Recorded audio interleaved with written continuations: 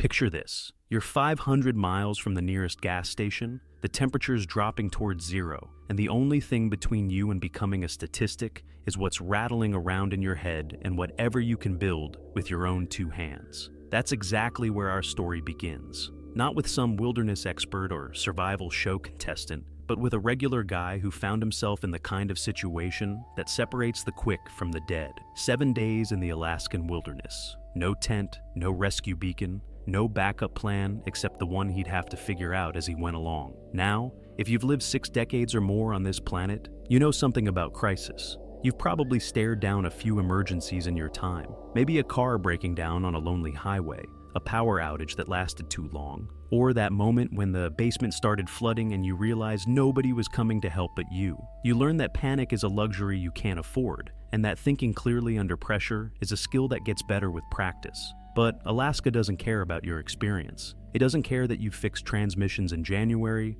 or worked construction in the rain, or served overseas in places where the heat could kill you just as dead as the cold. Alaska operates by its own rules, and the first rule is simple.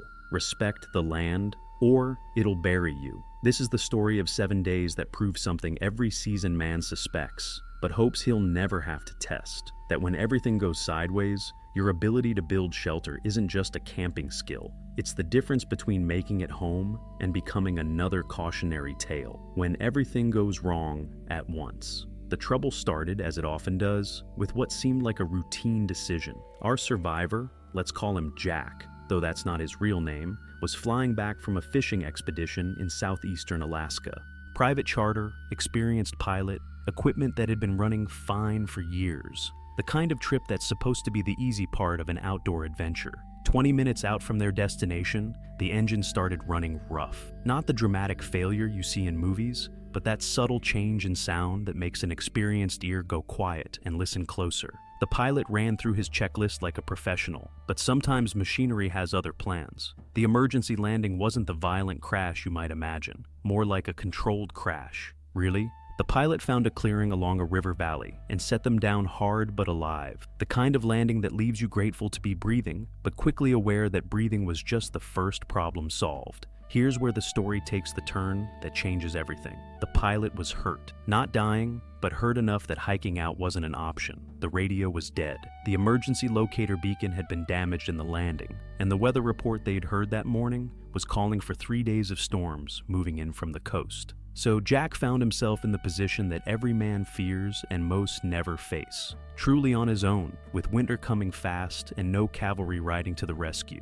The pilot needed medical attention, but someone had to make sure they both lived long enough to receive it. In that moment, standing beside a damaged plane in a wilderness that stretches farther than most states, Jack learned the first hard truth about survival. All your planning means nothing if you can't adapt to what actually happens. The weight of 60 years. Now, here's something they don't tell you in survival manuals. Being older in a crisis can be both blessing and curse.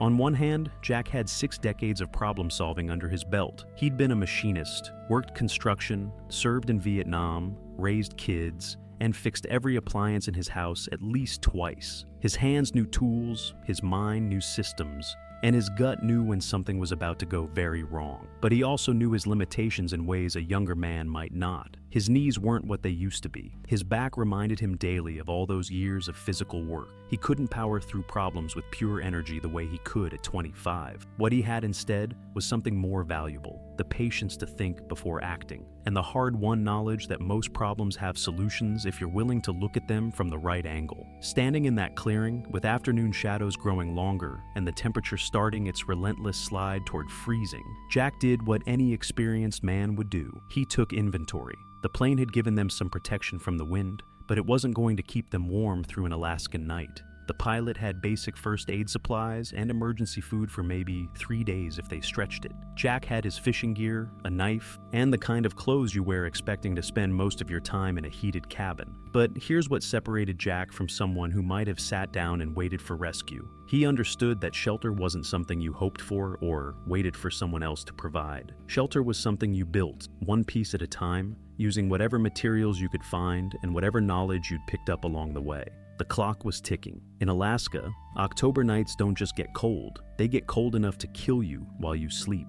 Jack figured he had maybe 4 hours of decent light left to start building something that would keep them alive until morning. After that, he'd have all night to figure out how to make it through the next day. The first brutal truth. Here's where most survival stories get it wrong. They focus on the dramatic moments, the close calls, the life or death decisions, the moments when everything hangs in the balance. But the real truth about survival is more mundane and more frightening. It's about making dozens of small, correct decisions when you're tired, cold, and running out of options. Jack's first decision was the most important one he'd make all week. It's where to build. The crashed plane sat in a natural clearing beside a creek. Beautiful spot, really. The kind of place you'd want to pitch a tent if you were car camping. But Jack had enough wilderness experience to know that beautiful and survivable weren't the same thing. The creek meant water, which was good, but it also meant humidity and cold air settling in the low spots. The clearing was level, which was convenient, but it was also exposed to wind from 3 directions. So he started walking, looking for what contractors call the microclimate, the spot that gets just a little more sun, just a little less wind, just a little better drainage than everywhere else. After 20 years of framing houses, he knew how to read the way air moves around obstacles and how water behaves when it rains. What he found was a spot maybe 200 yards from the plane, on a slight rise overlooking the creek. There was a fallen tree that would serve as a backbone for whatever he built, and enough standing timber to provide materials and windbreak. Most importantly, it was far enough from the water to avoid the worst of the cold air settling, but close enough that getting water wouldn't be an expedition. It wasn't perfect. In survival, nothing ever is, but it was workable, and workable was all he needed. The second decision was harder: what to build. In his mind, Jack could see 3 options. First, he could try to build something elaborate, a log cabin miniature maybe, with proper walls and a door. That would be warm and sturdy, but it would take days he didn't have and energy he couldn't spare. Second, he could go minimal, just a lean-to against the fallen tree, something to keep the worst of the wind and rain off them. Quick to build, but probably not warm enough to prevent hypothermia over multiple nights. The third option was what his grandfather might have called good enough engineering, something that would work well enough to solve the immediate problem without trying to solve every possible future problem. A debris hut, insulated with whatever natural materials he could gather, designed specifically to trap and hold body heat through a series of cold nights. Jack chose option 3, not because it was perfect, but because it was achievable with the time and materials he had available.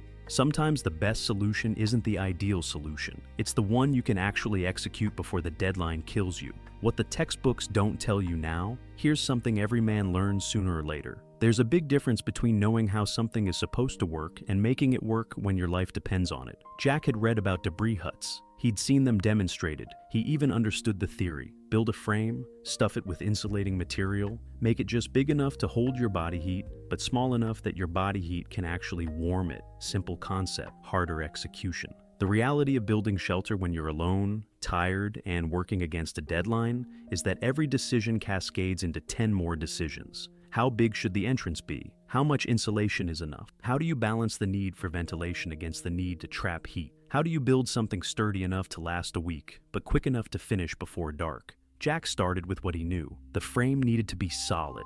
In construction, everything depends on the foundation and the frame. Get those right, and you can fix almost any other problem. Get them wrong, and nothing else matters. Using the fallen tree as his ridgepole, he began lashing together a framework using branches and the paracord from his emergency kit. Not fancy work, just functional joinery that would hold together under the weight of insulation and the stress of weather. The kind of practical engineering that comes from years of making things work with whatever materials are at hand. But as he worked, Jack realized something that changed his entire approach to the next 6 days. This wasn't just about building shelter. This was about building hope. Every branch he lashed into place, every armload of insulation he gathered, every small improvement he made to the structure was also an investment in the belief that he was going to survive this thing. Because here's the final truth about survival that you only learn when you're living it. The physical shelter is just half the job. The other half is maintaining the mental shelter, the belief that you're going to make it through, that the work you're doing matters, that tomorrow will come and you'll be ready for it. As the light started to fade and the temperature began its nightly drop toward freezing, Jack looked at the framework he'd built and made himself a promise. He was going to finish this shelter, and then he was going to improve it, and then he was going to survive long enough to tell someone about it. The first night was coming, and with it, the first real test of everything he'd learned in 60 years about making things work when they absolutely had to work. What he didn't know yet was that building the shelter would turn out to be the easy part. The hard part would be everything that came after. The long nights when the wind tested every joint, the days when hunger and cold made even simple tasks feel impossible, and the gradual realization that rescue might not come as quickly as he'd hoped. But that's a story for tomorrow. Tonight, there was still work to do. Dawn in Alaska doesn't announce itself the way it does in most places. There's no dramatic sunrise, no birds singing to welcome the day. Instead, the darkness just gradually loosens its grip, like someone slowly turning up a dimmer switch on a world that's been holding its breath all night. Jack woke up alive, which was more than he'd been certain of when he'd crawled into his makeshift shelter the night before. The debris hut had worked, barely. He was cold, stiff, and hungry, but his core temperature had stayed high enough to keep him functional. In survival terms, that counted as a victory. But as he crawled out of his shelter and looked around at the wilderness surrounding him, Jack faced the reality that every experienced outdoorsman knows but hopes never to confront. One night down, and an unknown number to go. The pilot was stable but still in no condition to hike out. The weather was holding, but the forecast they had heard yesterday called for storms. And most importantly, Jack now understood with crystal clarity that his hastily built shelter from the night before wasn't going to cut it for a week or more of Alaskan weather. He needed to upgrade,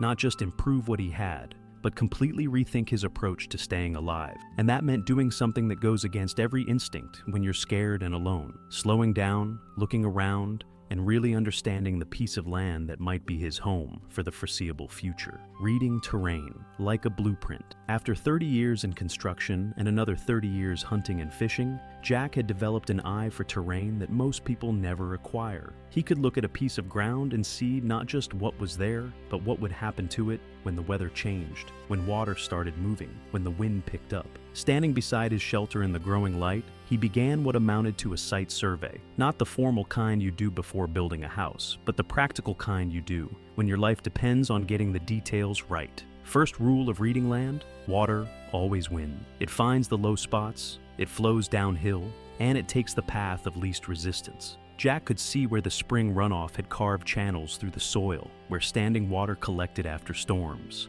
and where the ground stayed dry, even in wet weather. Water behavior would determine not just where to build, but where to gather materials, where to find drinking water, and where to avoid setting up anything he cared about, keeping dry. The creek running through the valley was obvious enough. Clear water, steady flow, probably fed by springs up in the hills. Good for drinking water if he boiled it, but it also meant the air down there would be humid and cold, especially at night, when cool air settled into the low places, like water finding its level. What was less obvious but more important were the micro-drainages, the subtle channels and slopes that would carry water away from his shelter during the storms that were coming. Jack had learned the hard way, building additions on houses where the homeowner insisted on putting the addition exactly where they wanted it, instead of where the water wanted it to go. Water doesn't negotiate, and it doesn't care about your plans. Second rule: wind patterns tell you everything about a place. Jack spent a full hour that morning just watching how air moved through the valley, where it accelerated between ridges, where it got blocked by terrain features, where it swirled and created dead spots that would either trap cold air or provide shelter from the worst gusts. He could see that the prevailing wind came from the northwest, which meant weather systems would arrive from that direction, and his shelter needed to be oriented to shed wind rather than catch it. But he could also see that in the mornings, air warmed by the sun rose up the valley slopes, creating updrafts that would carry away smoke from a fire. Useful information if he was going to stay warm and cook food without creating a beacon visible for miles. Third rule: the land remembers everything. Broken branches showed him where the wind hit hardest during storms. Moss growth patterns revealed which sides of trees stayed damp and which stayed dry. Animal trails showed him the most efficient routes between water, food, and shelter. Routes that had been tested by creatures whose survival depended on efficiency. There were deer trails leading to and from the creek, following contours that minimized elevation change while avoiding the wettest ground. There were bear sign too, old scat and claw marks on trees, but nothing fresh enough to worry about immediately. The bears were probably heading toward winter dens at higher elevation, which meant he wouldn't have to compete for territory as long as he kept his food secure and his camp clean. The science of staying dry and warm. But Jack's most important discovery that morning wasn't about water or wind or wildlife. It was about the difference between surviving and surviving comfortably enough to maintain the energy and morale needed for a long-term emergency. His shelter from the night before had kept him alive, but it had cost him. He'd slept poorly, awakened stiff and sore, and used more energy staying warm than he should have. If he had to spend a week or more like that, he'd gradually weaken until even simple tasks became difficult or dangerous. He'd seen it happen to guys on long construction jobs in bad weather,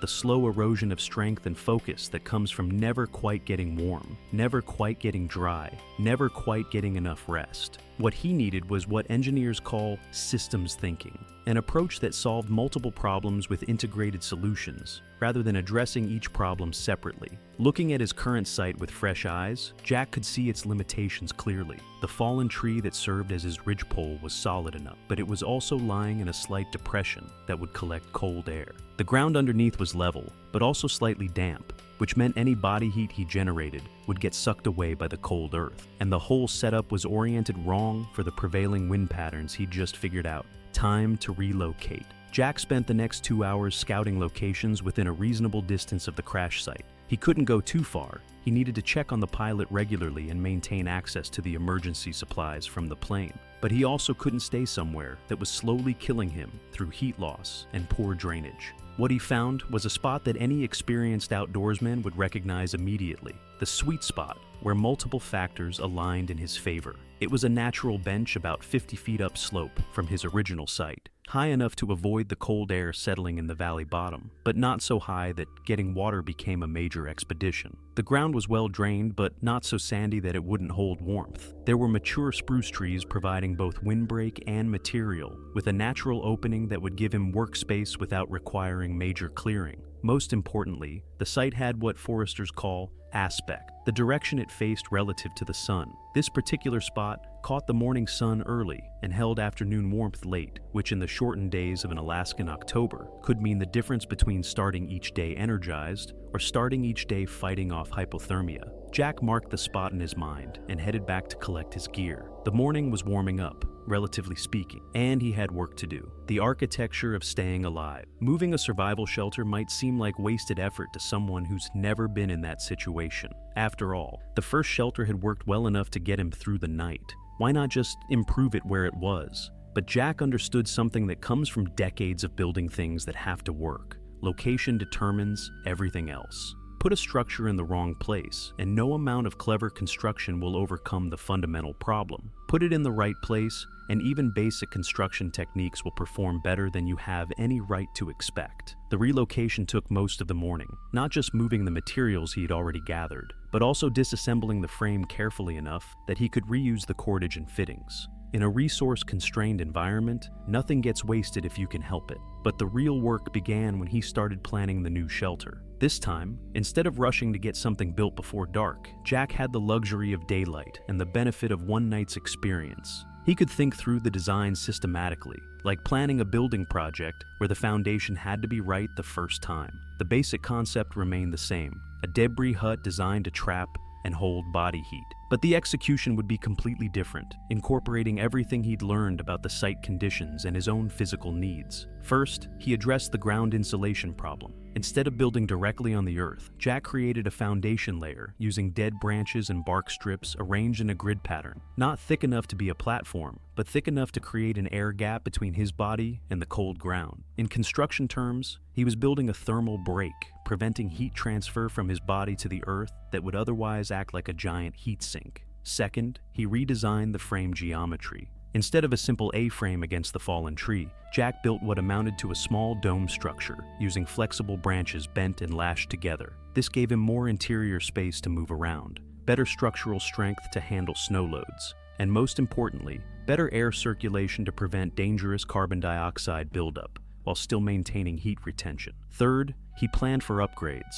Rather than building something that would barely work, Jack designed a structure that could be improved incrementally as he gathered better materials and had more time to refine the details. Modular construction, in survival terms, each improvement making the whole system more effective without requiring him to start over from scratch. The framework took most of the afternoon to complete, not because it was complicated, but because Jack was working with the patience of someone who understood that doing it right the first time was faster than doing it wrong and having to fix it later. Every lashing was tight, every joint was solid, every connection was tested before he moved on to the next step. As the afternoon light started its early fade toward evening, Jack looked at his new framework and felt something he hadn't felt since the plane went down. Confidence. Not overconfidence. He wasn't stupid enough to think he was out of danger, but the kind of quiet confidence that comes from seeing a problem clearly and applying the right solution methodically. The framework was solid. The location was as good as he was going to find. The design would work with the materials he had available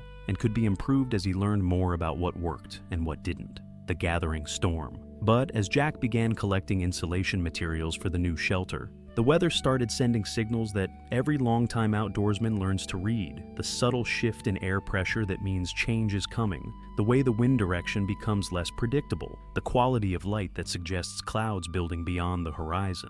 The storm front they'd heard about on the radio was still coming. Jack could feel it in his joints. The same ache that had warned him about weather changes for the past 20 years. He had maybe 18 hours before the weather turned serious, and a debris hut was only as good as the debris you put in it. Insulation gathering is the kind of work that separates people who understand survival from people who just think they do. It's not enough to stuff your shelter with whatever organic material is handy. The insulation has to be dry, it has to trap air effectively, and it has to stay functional, even when it gets compressed by your body weight or disturbed by your movement during the night. Jack started with what foresters call duff, the layer of decomposed organic matter that accumulates under mature trees. Not the wet stuff from the surface, but the deeper material that stays dry even during moderate rain. This would form the base layer of his insulation system, creating a mattress that would conform to his body shape while maintaining loft. Next, he gathered what he mentally cataloged as batting, dry grasses, moss, and the inner bark from dead trees. This material would fill the air spaces in his shelter walls, creating multiple layers of trapped air that would resist heat transfer. The key was gathering enough of it. Most people underestimate how much insulation they need by a factor of 3 or 4. Finally, he collected what he thought of as the shell layer, larger pieces of bark, evergreen boughs, and sections of dried grass that would form the outer weather barrier. This material had to shed water while still allowing moisture vapor from his body to escape. Get this balance wrong, and he'd either freeze from heat loss or suffocate in his own humidity.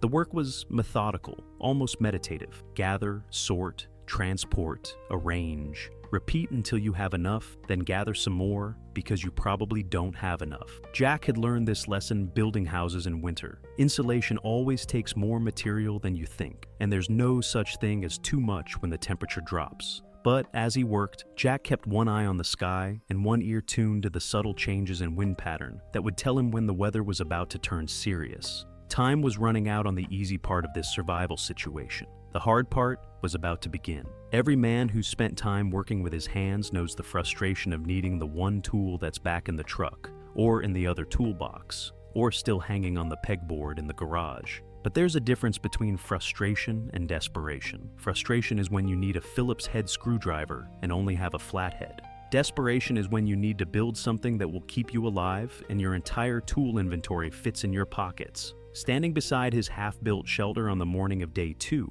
Jack took what every experienced tradesman takes when starting a difficult job. A complete tool inventory. Not just what he had, but what he could make, what he could improvise, and what he could do without. From his fishing trip, he had a folding knife with a 3-inch blade, sharp enough, but not the fixed blade survival knife you see in the movies. He had about 30 feet of paracord from his emergency kit, plus another 20 feet he could cannibalize from gear he didn't absolutely need. His fishing line and hooks might be useful for more than fishing, and he had something that proved more valuable than all the rest combined. A small hatchet he'd brought for splitting kindling at their planned campsite. That hatchet changed everything, not because it was a perfect tool for shelter building, but because it was the right tool for working with the materials Alaska provided. You can build a lot of things if you can cut wood efficiently and safely, but tools are only as good as the mind that directs them. And Jack's mind had been shaped by 60 years of making things work with whatever was available. Growing up on a farm in Iowa, serving in Vietnam, where improvisation wasn't creativity but survival, working construction jobs, where the right tool was often the one you made yourself. All of it had prepared him for this moment, when everything depended on his ability to see solutions instead of problems. The psychology of scarcity. Here's something they don't teach you in survival courses.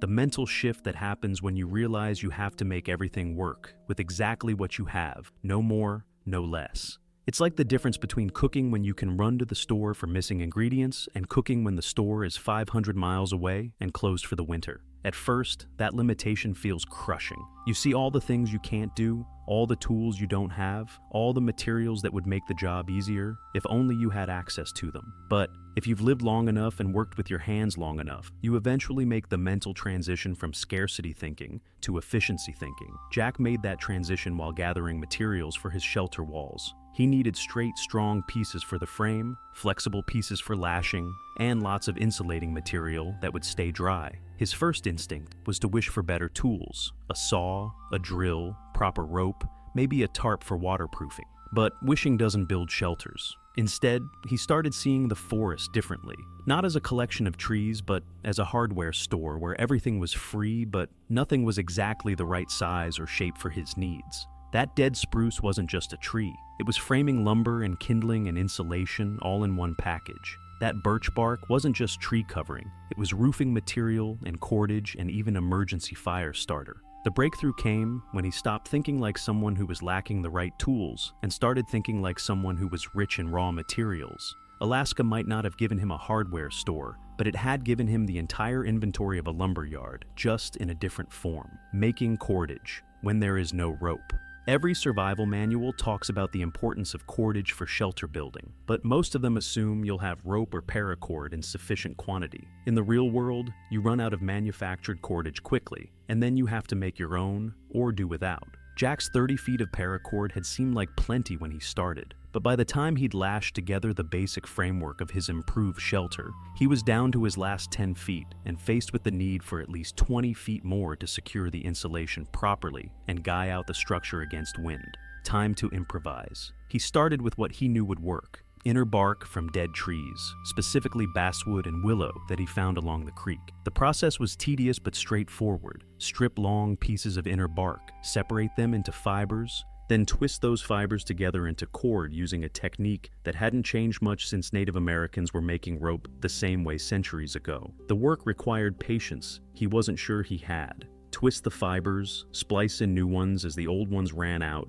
test the strength constantly, because a failure in critical cordage could mean the difference between a shelter that held together and one that collapsed in the first strong wind. But Jack had spent enough years doing detail work, wiring electrical boxes, plumbing connections, finished carpentry, to understand that sometimes the most important work is also the most tedious. What kept him focused was the knowledge that every foot of serviceable cordage he made increased his options exponentially. With enough lashing material, he could build structures that would hold together under stress. Without it, everything became temporary, fragile, subject to failure at the worst possible moment. The birch bark cordage he made wasn't as strong as paracord, but it was strong enough for non-critical applications. More importantly, making it taught him something valuable about working with natural materials. They don't behave the same way manufactured materials do, but they often have properties that compensate for their limitations. Birch bark cord, for instance, actually got stronger when it got slightly damp, unlike synthetic rope that could become slippery. It also had a natural grip that made knots hold better, even though each individual strand was weaker than what he was used to working with. The hatchet as universal tool. But the real game changer in Jack's tool inventory was learning to use that small camping hatchet as more than just a wood-splitting tool. In the hands of someone who understood its capabilities, a sharp hatchet could serve as saw, chisel, wedge, hammer, and even precision cutting tool. The key was understanding the different ways you could strike with it: full swings for splitting, controlled chops for cutting, light taps for driving stakes, sideways strikes for barking trees, edge-on scraping for smoothing surfaces. Even the back of the head could serve as a hammer for driving wooden pins or setting joints. Jack discovered this versatility while preparing the poles for his shelter frame. He needed pieces that were not only the right length, but also the right diameter and reasonably straight. With a saw, that would have meant measuring, marking, and making precise cuts. With the hatchet, it meant learning to read the wood grain and work with it instead of against it. Splitting cedar for frame pieces, Jack found that he could follow the natural grain lines to create poles that were not only straight but actually stronger than sawn lumber of the same size. The split wood retained the continuous grain structure that gives wood its strength, while sawn lumber cuts across grain lines and creates weak spots. This wasn't just academic knowledge. It was the difference between a frame that would hold together under the stress of weather and one that might fail when he needed it most. Every piece of wood he prepared had to be right, because there were no backup materials and no second chances. The hatchet work also taught Jack something about pace and energy management. Swinging a hatchet efficiently is like any other skilled trade. Technique matters more than strength, and steady progress beats burst effort every time. An experienced carpenter doesn't try to drive a nail with one massive swing. He uses controlled, consistent strikes that build on each other. Same principle applied to survival construction. Jack found he could work steadily for hours if he focused on technique and efficiency rather than trying to power through the work. This wasn't just about getting the job done, it was about conserving energy for all the other tasks that would need attention over the coming days. The moment everything clicked. The breakthrough moment came late on the second day when Jack was trying to figure out how to attach the wall framework to the main structure in a way that would flex with wind but not come apart under stress. He'd been thinking about it like a construction problem, how to make rigid connections that wouldn't fail. But watching how the living trees around him moved in the breeze, he realized he was approaching it wrong. Instead of trying to build something rigid enough to resist movement, he needed to build something flexible enough to move with the stress and return to its original position. The solution came from an unlikely source. Watching how Native Americans in Vietnam had built structures that could handle monsoon winds. Not by resisting the force, but by yielding to it in controlled ways that didn't compromise the overall integrity of the structure. Jack redesigned his wall attachments using a lashing technique that allowed the walls to flex independently of the frame while still maintaining their weatherproofing function. Instead of trying to make everything absolutely tight, he built in controlled movement that would let the shelter breathe with changing weather conditions. The technique required more cordage than rigid connections would have, but it also distributed stress across multiple connection points instead of concentrating it in a few critical joints. Engineering-wise, it was the difference between a bridge built to be absolutely rigid and one built to flex with traffic and weather while maintaining its structural integrity. Testing the new connections by pushing on the walls and watching how the whole structure responded, Jack felt the quiet satisfaction that comes from solving a problem correctly. The shelter would move with the wind, but it wouldn't come apart. The walls would shed rain, but they wouldn't trap humidity. The frame would support the load, but it would also give him access for maintenance and improvements, tools you didn't know you had. But perhaps the most important tool discovery came from the simplest source, his fishing line. What Jack initially thought of as equipment for catching food turned out to be precision cordage for detailed work that was impossible with the thicker lashing he'd been using. Fishing line doesn't have the strength for structural connections, but it's perfect for attaching small components, creating trigger mechanisms for snares, and even sewing repairs in fabric or bark. Most importantly, it allowed Jack to create fine adjustments to his shelter systems that wouldn't have been possible with thicker cordage. He used fishing line to attach rain deflectors made from bark strips, to secure the edges of his insulation batting, and to create ventilation controls that he could adjust from inside the shelter. Small details, but details that made the difference between a shelter that barely functioned and one that could be fine-tuned for comfort and efficiency. The fishing hooks, meanwhile, became general-purpose fasteners for hanging gear, securing food, and even serving as anchor points for guy lines that needed to be adjustable under changing weather conditions. This was the kind of cross-functional thinking that separates people who survive from people who just endure. Every item in his limited inventory had to serve multiple purposes, and discovering those secondary and tertiary functions became a daily exercise in creative problem solving. The test of functionality. By the end of the second day, Jack had transformed his basic survival shelter into something that looked almost engineered. The frame was solid but flexible. The walls were weatherproof but breathable. The interior space was organized for both sleeping and daytime activities. And most importantly, every system could be maintained, adjusted, or upgraded using the tools and materials he had available. But looking good and working well aren't the same thing, especially when you're betting your life on the construction. The real test came with the evening temperature drop.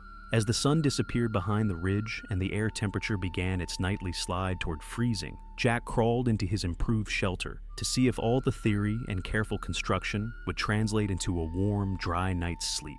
The difference from the night before was immediately obvious. Instead of feeling like he was camping in a cave, the shelter felt almost cozy. The ground insulation kept the cold earth from sucking away his body heat. The wall design trapped warm air without creating stuffiness. The entrance configuration kept drafts out while still allowing fresh air circulation. Most importantly, Jack could feel that he was warming the space rather than just maintaining his body temperature. The shelter was actually capturing and holding the heat his body generated, creating a microclimate that was noticeably warmer than the outside air. As he settled in for the night, listening to the wind moving through the trees and feeling secure in his handmade shelter, Jack realized he'd crossed an important psychological threshold. He was no longer just surviving day by day, he was building the foundation for surviving as long as it took. But outside, the wind was starting to pick up, and the air pressure was dropping in the way that meant serious weather was finally moving in.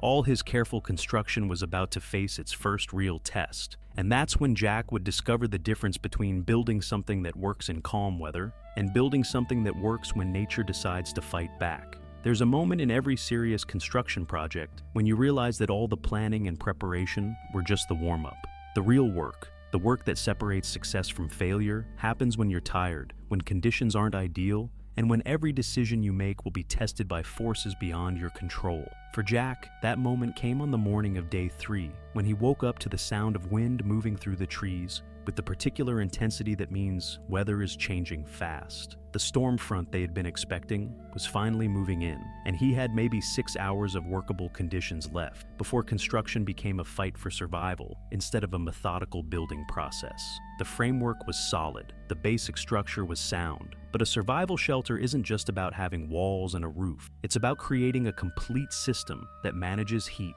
moisture, ventilation, and weather protection well enough to keep you alive and functional day after day.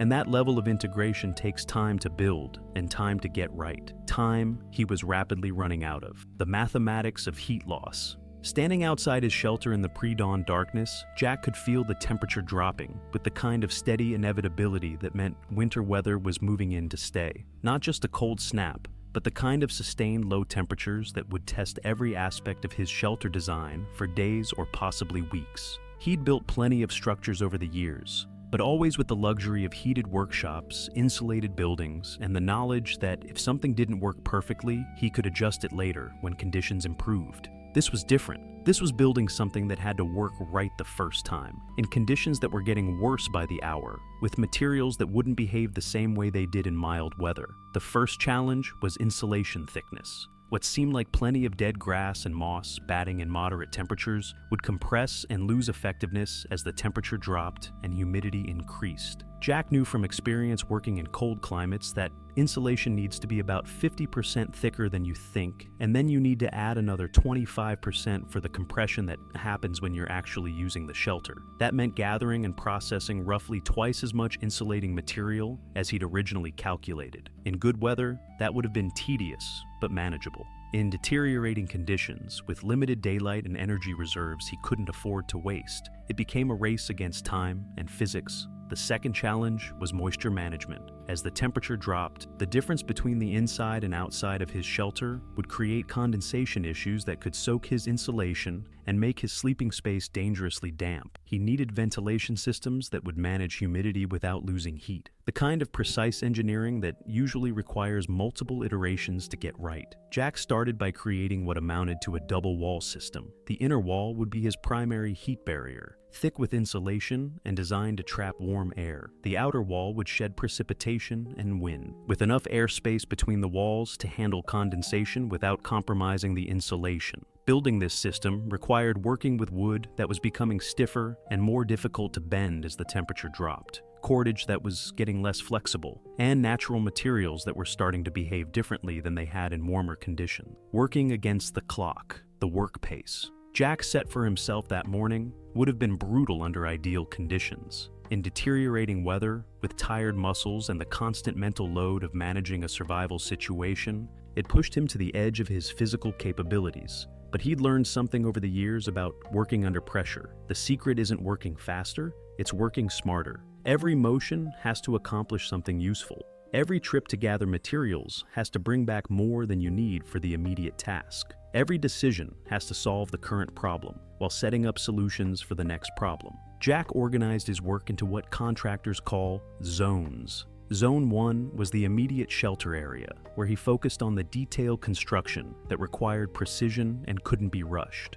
Zone 2 was material gathering, where he could work more quickly but needed to be strategic about what he collected and when. Zone 3 was preparation work, processing materials, pre-cutting components, and staging everything for the detailed assembly work. This wasn't just efficiency, it was survival strategy. By organizing the work systematically, Jack could maintain steady progress even when fatigue and cold made it difficult to think clearly about complex sequences of tasks. The insulation work was particularly demanding. Each armload of material had to be sorted, processed, and installed in layers that would maintain their loft under the weight of additional layers. Too thin, and heat would escape through gaps. Too thick in the wrong places, and the insulation would compress and lose effectiveness. Jack found himself drawing on memories of insulating houses in Minnesota winters, where the same principles applied, but the consequences of mistakes were less severe. The key was understanding that insulation works by trapping air, and trapped air only works if it stays trapped.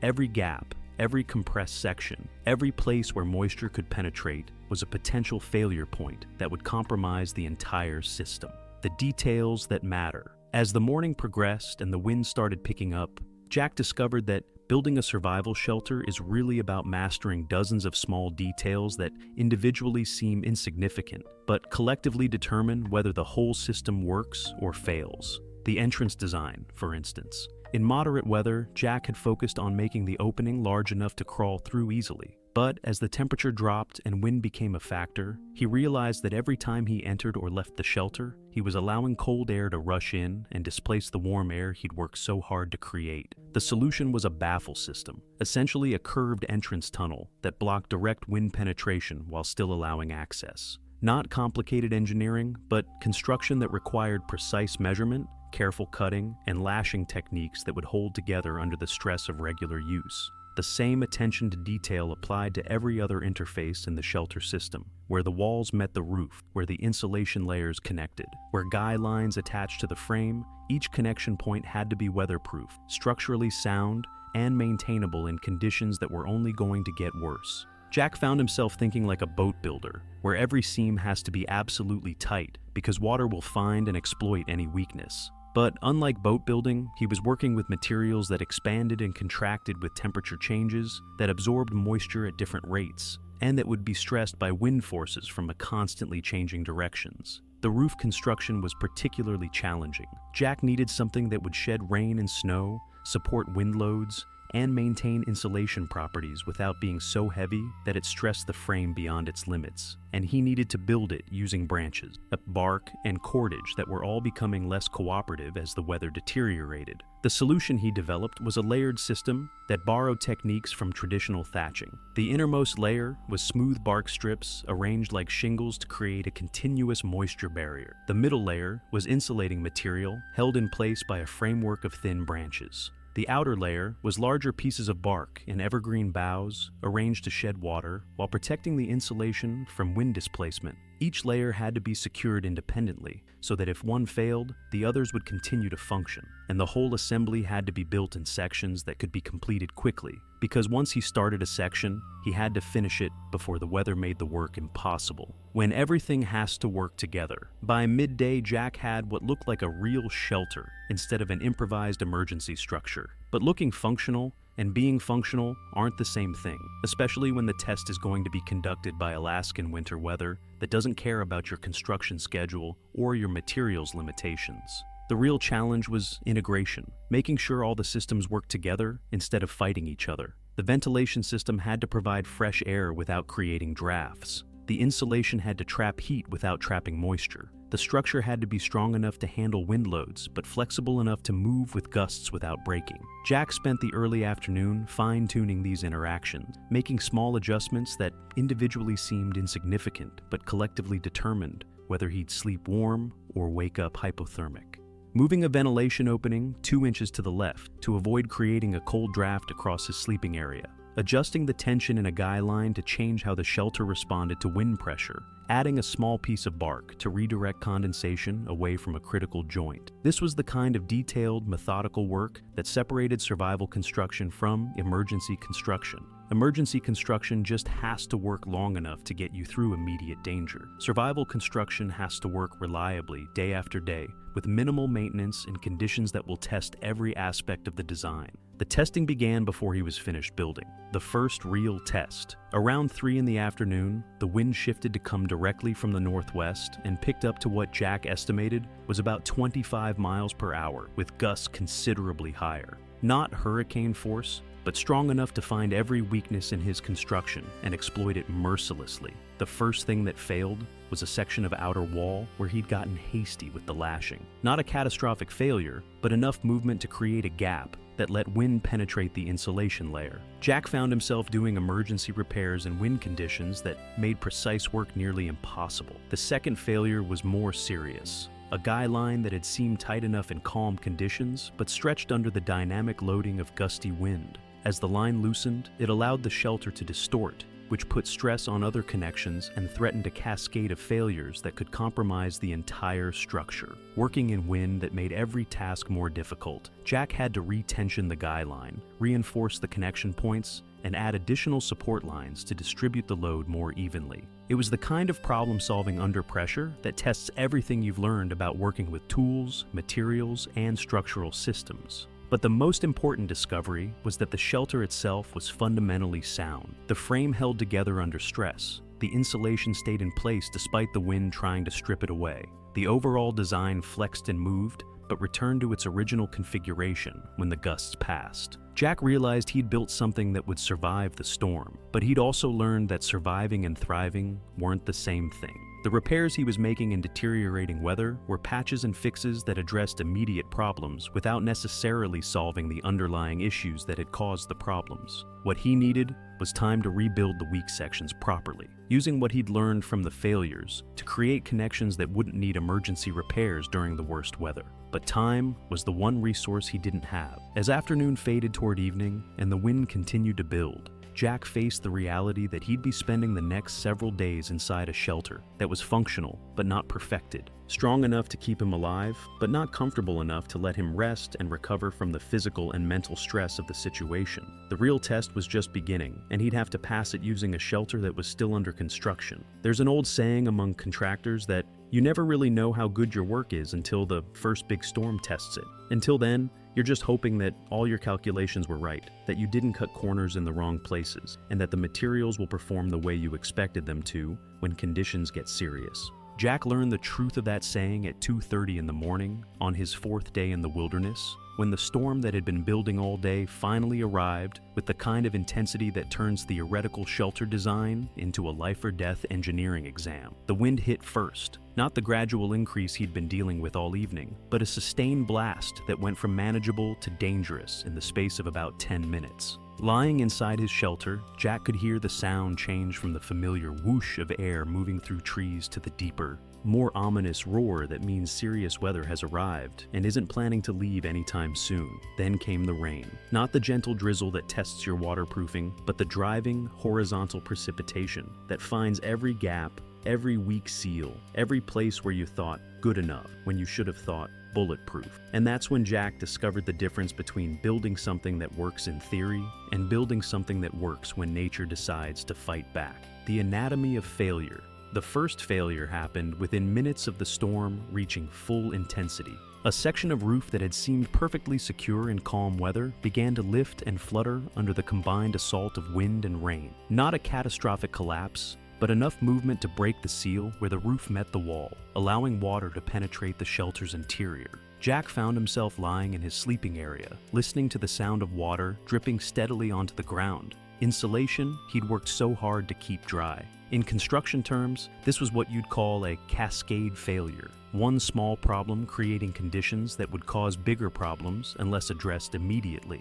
But addressing it immediately meant going outside in conditions that were genuinely dangerous. working with materials that were now wet and slippery, and attempting repairs that required precision while being hammered by wind and rain that made even simple tasks nearly impossible. This was the moment when survival stopped being about building and started being about crisis management. Jack had dealt with emergency repairs before. Roofing jobs where storms moved in faster than expected, plumbing disasters that couldn't wait for better conditions, electrical problems that had to be fixed regardless of weather. But those situations always involved running to the truck for better tools, or calling for backup, or at worst, postponing the work until conditions improved. This time, there was no truck, no backup, no option to wait for better weather. The repair had to happen now, with whatever materials and tools were immediately available, or the shelter would gradually deteriorate until it provided no protection at all. Working by feel in near complete darkness, Jack crawled out into the storm to assess the damage.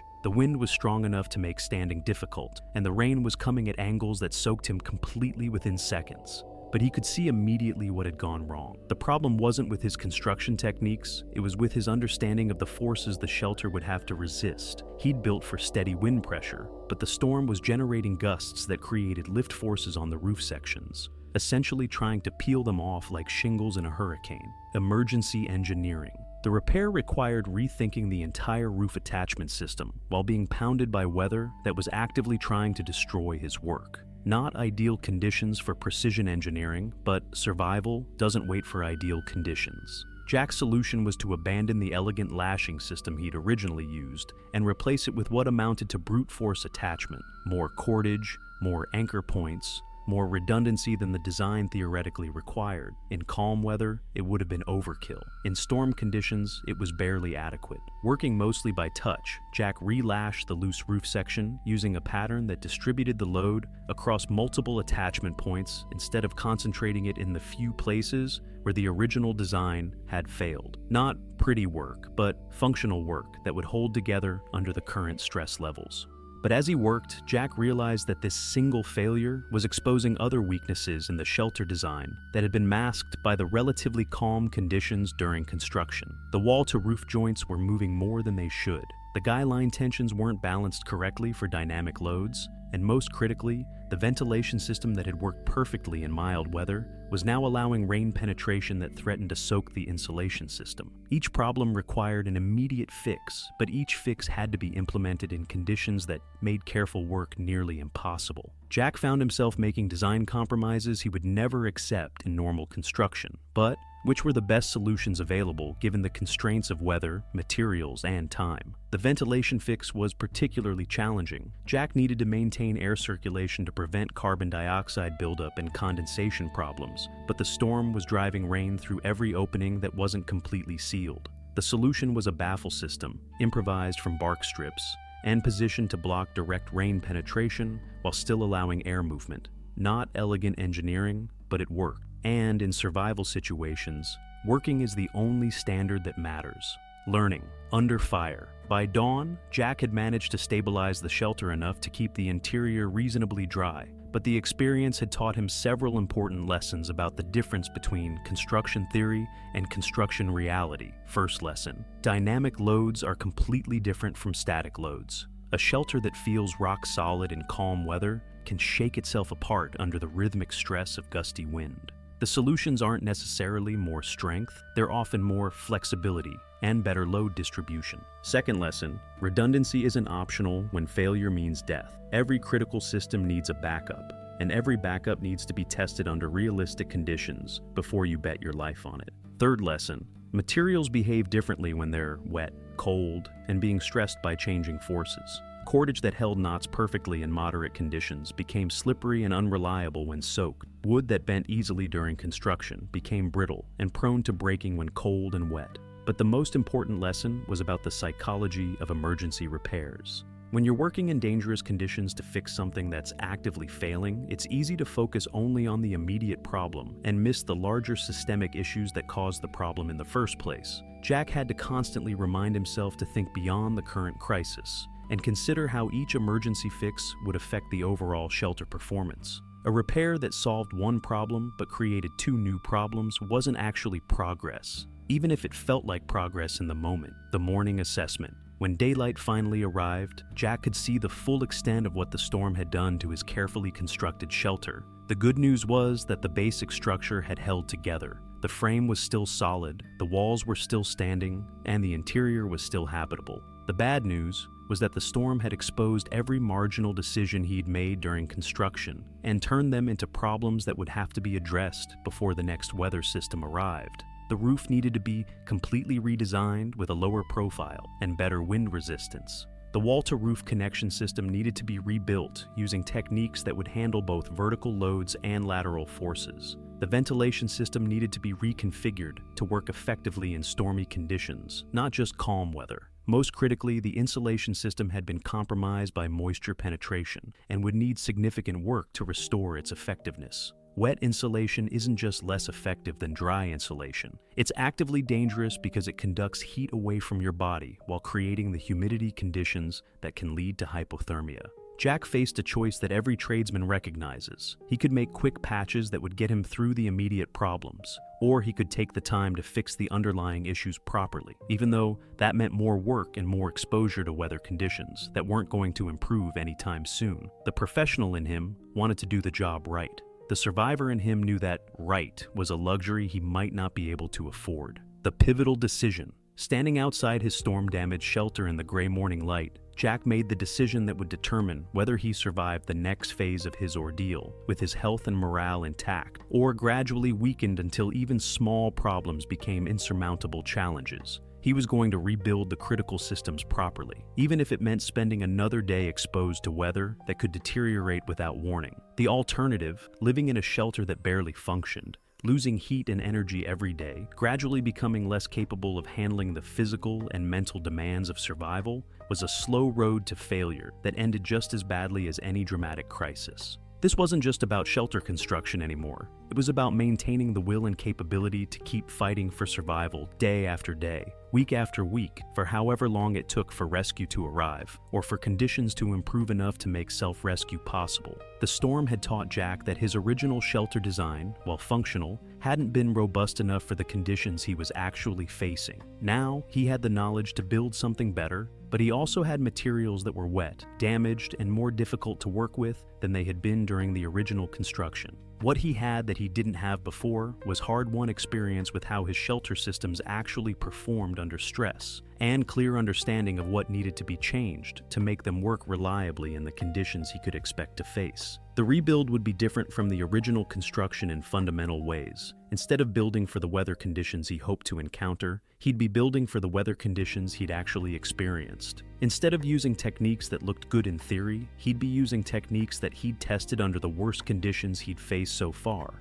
But as Jack began planning the reconstruction work, he could see new storm clouds building on the horizon. The weather that had just tested his shelter to the breaking point might have been just the beginning of a pattern that would challenge everything he thought he knew about surviving in Alaska. The next phase of construction would have to be faster, stronger, and smarter than anything he'd built so far, and he'd have to do it while the weather was actively trying to kill him.